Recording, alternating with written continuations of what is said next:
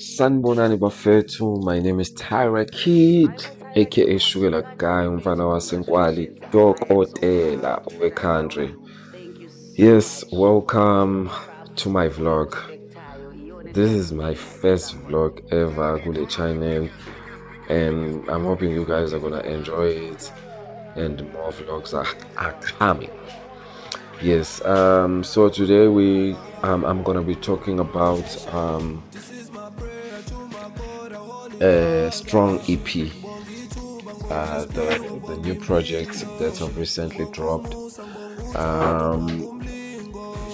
So nichazela kahle kabanzi ukuthi liqhamuke kanjani and li-inspirishwe yini, why futhi igama lithi Strong. Mhlampe-ke kukhona nokunye futhi enizokwazi along the way, yabo. So first and foremost, I would love to take this opportunity and thank everyone who's supporting Tyra Kid and Mbali Wabantu. Thank you so much. I appreciate that. And yes, last year around October, I dropped a single track called Strong, featuring one of the biggest artists from Tanzania, Dar es Salaam, called Chino Kid. He gave me ivesi elintswempu kakhulu, so ngase ngathi I know I'm gonna go to Tanzania ukuthi ngiyopromota as well yona le singing. So I went to Tanzania last year around November, ngiyopromota lona leli project, I mean isinging le. So ngayipromota then ngabuya ngazoyiphushana ngala as well. I shot a music video with Mbali Wabantu, of which yenza kahle kakhulu namanje people are enjoying the music video. So into yangenza ngarealize ukuthi kahle I need to drop an EP. Ngathi body of work inyana. Yes, so bezivele zikhona ingoma ebezikhona, which khona ingoma engithuzile ngathatha ngaphinde ngarecord ezinye ingoma ukuthi ngikwazi nginikeze i-project elisolid, you know. And the reason why I named my EP Strong, it's because I believe that I'm a very strong person and I've been through a lot. I've been up I've been up and down, and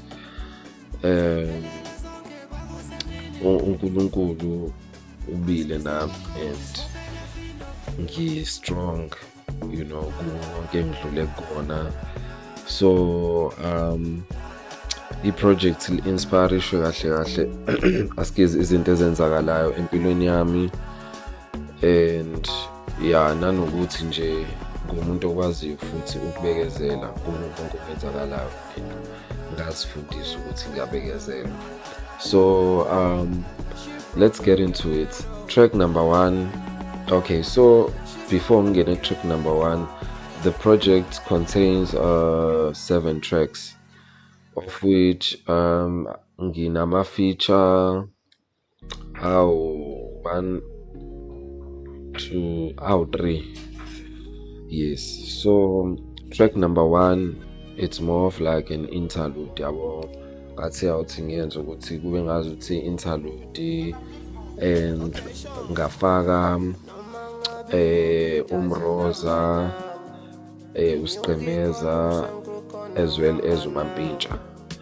Abanye benu bazomazi uSiqemeza noMroza on Ukhozi FM, because I believe ukuthi mina guys ngisupportwe kakhulu futhi Ukhozi FM, you know, ngisupportile nje kakhulu before ngibe famous, ngisupportile kade futhi laqala lingikhombisa uthando, ngenza ama-interviews khona every time bangikhipha music omusha, bekwazi ukuthi bangidlalele wona. Ngigcine nje sengumuntu engazi ukuthi ngiyingane yakhona, you know. So ngithathe kahle I remember last year before ngiye e-UK. So uMroza wangisendela i-voice note because wabona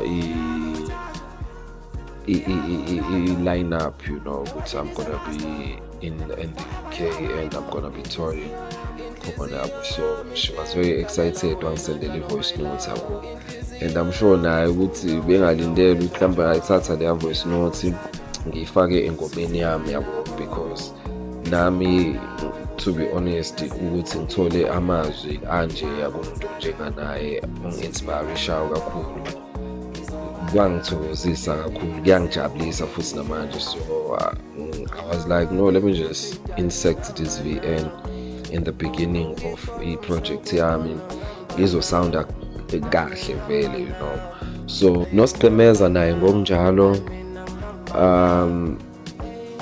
Ngolunye usuku kwakudlala ingoma yami okhozini, so after ukuthi idlala ingoma yami mention ukuthi Tara Kid is one of the biggest artists from Mzansi, and you guys must look out for that guy. He's a very young man, but he's doing the most, so naye ngayithatha i-voice yakhe ngayifaka engomeni, because naye to be honest ngikhule ngibukela kuyena, and ukuzwa lawo mazwi kumuntu onjenganaye kuyangikhuthaza kakhulu. Naye ngathi awuthi ngithathe i-voice yakhe ngiyifake khona kule interlude le. A huge RIP to Shimora Kala nje before ngingene kwi-story. Ngathini uMampintsha bengijwayele ukuthi ngihambe naye kuma-events, because I used to organize events for yena, ngitholela ama-events even makwama-weekend. So I remember there is this one event engabanga successfully esasibizwe kuyona eMbumbulu. So and lapha I think kwakukhona abantu mhlawumbe abawu-50, less than 100. So meqeda ukuperforma-ke wangi-introduce-ke stage, then wabatshela futhi abantu ababekhona lapha ukuthi Tyra is my best friend, and Tyra uzoduma ngenkani mina, because I believe that naye wayekholelwa kumina kakhulu yabo. So it's just that isikhathi mhlambe sokuthi angipromote or angiphushe ngale ndlela engabe mhlambe wangiphusha ngayo sasingakushayi.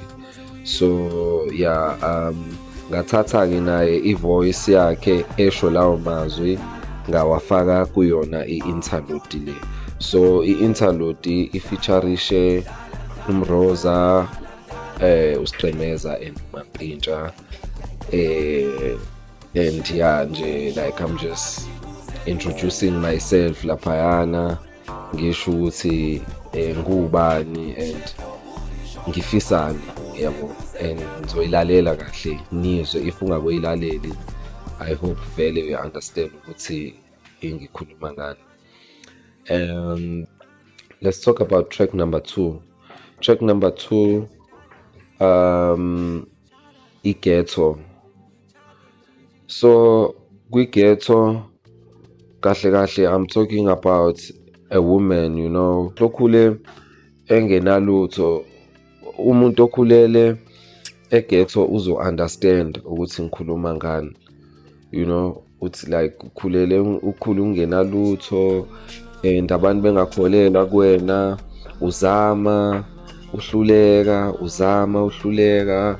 kuze kuthi give up, but ngenxa yokuthi une-passion and unothando lalento leyo oyenzayo, and uyabhilivela futhi ukuthi lento oyenzayo iyophumelela ngelinye ilanga. uNkulunkulu egcina ekuphumelelisile phambi kwazi izitha zakho, phambi kwabo labantu laba bebethi no man, wena ngeke uzuphumelele, lento oyenzayo futhi ngeke yenzeke, igcine yenzekile. Size ku-track number 3, Sweetie. The name of the song is Sweetie.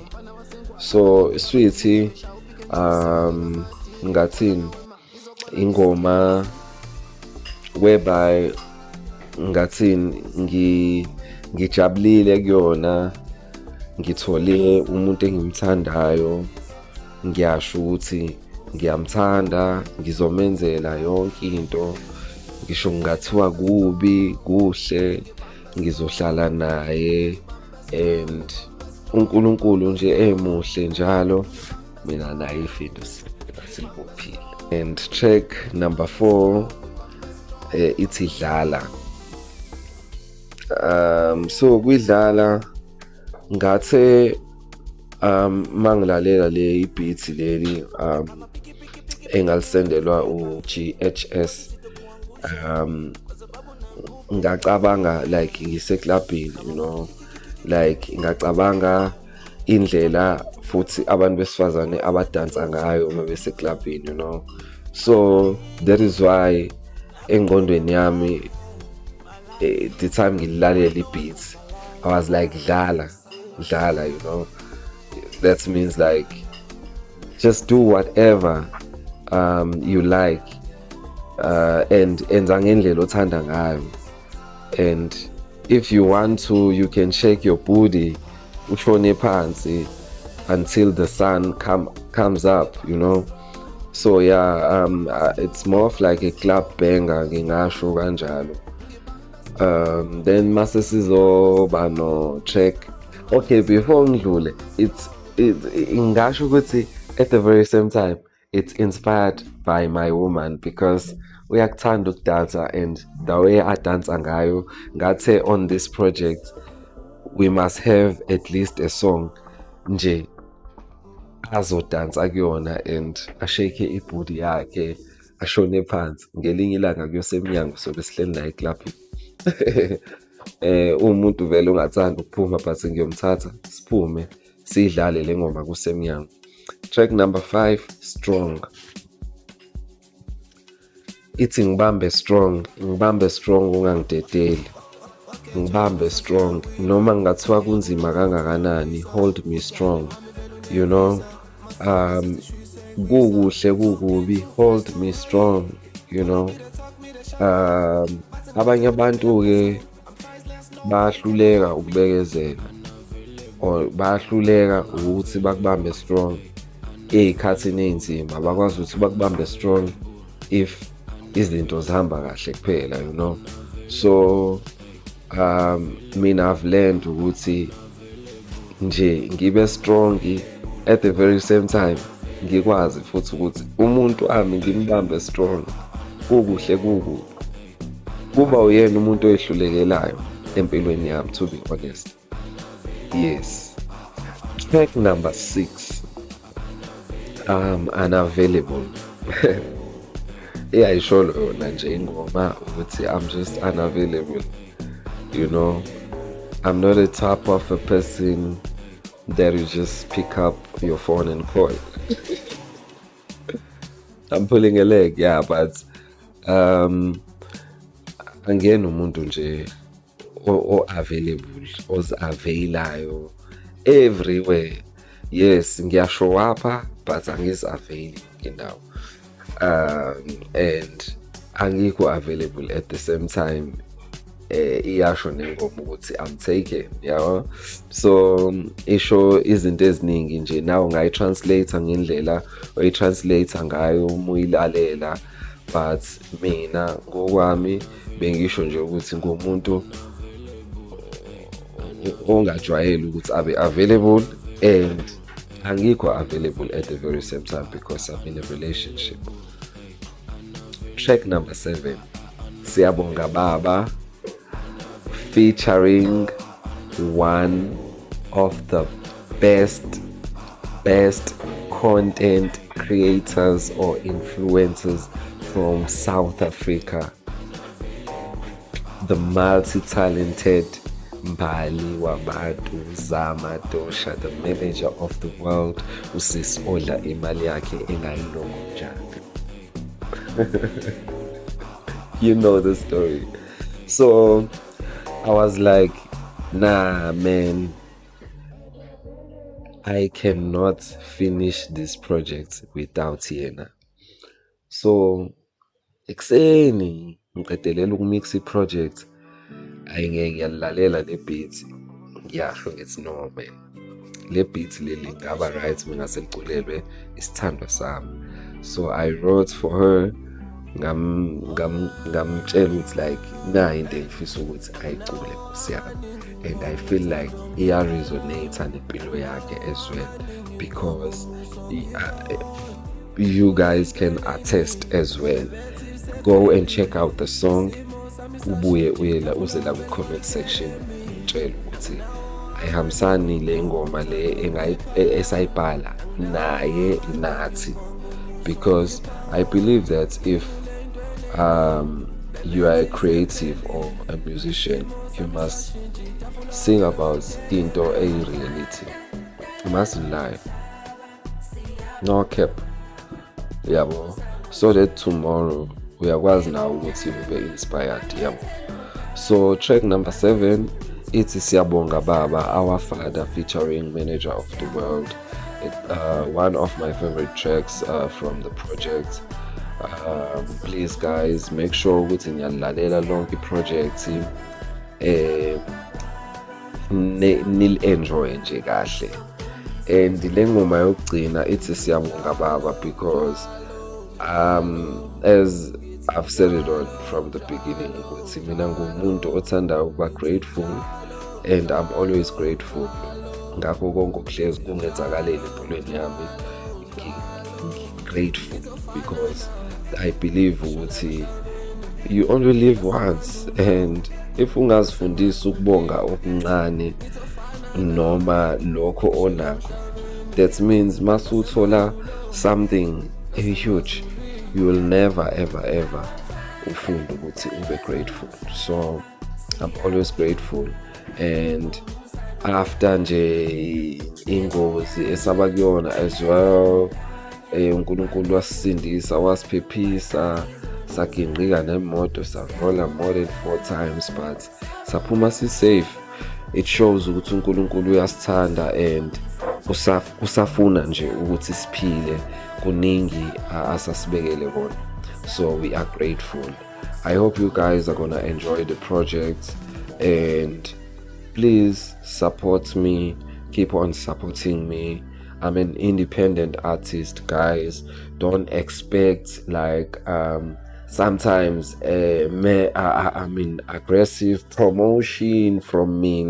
If ungabonanga into engiyipromotayo ngaleso sikhathi, it's because maybe mhlambe angibanga namandla ukuthi ngipromote ifike kuwena, but if ifikile kuwena into engisuke ngiyipromota, especially my music, make sure you support it, because if you don't support my music, no one is gonna support it. And thank you so much to each and every one of you abahlezi besenda ama-message besho bethi yo, your music is very nice, man, you inspire us a lot, man. And nami lokho kuyangigqugquzela ukuthi as an independent artist ngiqhubeke ngisebenze, ngiqhubeke nginikeze music, ngiqhubeke like ngitour around the world, ngirepresente South Africa, ngirepresente my roots, you know, eNkwali, Mageba. So thank you so much, guys, and moving forward bafowethu siyanithembisa umculo usazophuma, i-content nayo nisazoyithola kakhulu. Siyabonga kakhulu, niqhubeke nje nisupporte, siyanithanda kakhulu. Igama lami Thayo Rakid, umntwana waseNkwale Dokotela country. Thank you. Hi guys, this is Baliza Matosha, manager of the world. Usisonge imali yakhe angayibezanga usebenzisa ingqondo niyangazi-ke bafethu. Now ngifuna nje guys ukuthi siyabonga. Yeah, siyabonga kakhulu guys i-support yenu kuyona yonke-ke nje into esiyenzayo, sikakhulukazi nakwi-project le uBaby asenelikhipha nje iy'ngoma zakhe ezu-7, right? Yeah, so guys, ekunengoma khona enami ethi awafaka siyabonga baba. So guys, ingoma yakhona number 7. Guys, leya ngoma ikhuluma nje ngezinto nje. Ngiyangazi ke mina guys ukuthi ngisuka yiphi. Yabo nje mengizoyilalela kahle ngizozwa ukuthi noyazi uMbali uyabongela uNkulunkulu ukuthi umthalile wamthatha wambeka kuze kube yila engikhona namhlanje guys. So engikucelayo nje kunini ukuthi nisi support bakwethu siyayicelela because i-support yeni yona ezokwenza ukuthi ingoma ikhuphuke i-project le ikhuphuke kakhulu iye strong. Siyacela nje bakwethu ukuthi niqhubeke nje nisupport kancane kancane asishaye indawo kodwa nje siyacela ukuthi ningakhathali ningabhoreki futhi thina because thina nje siyanithanda futhi sizohlezi sizama ukuthi sinenzele izinto enizidingayo because namanje it's not like le ngoma lesiyogcina owacha sizoqhubeka nje ukuthi yonke into inesikhathi sayo. Okwamanje sisacela nje ukuthi nisupport kule project ephumile support nje Nkosi yami umuntu wami ingoma zakhe zonke ezimnandi nilalelisise bafethu nilalelisise mhlawumbe nibe nesikhathi nilaleli kahle nizoyizwa lento zimnandi kakhulu ingoma zakhe ne. Okay guys, akukuthini kusho ucela nje ukuthi niqhubeni support ngene lapha ku YouTube ni subscribe yeah. Thank you.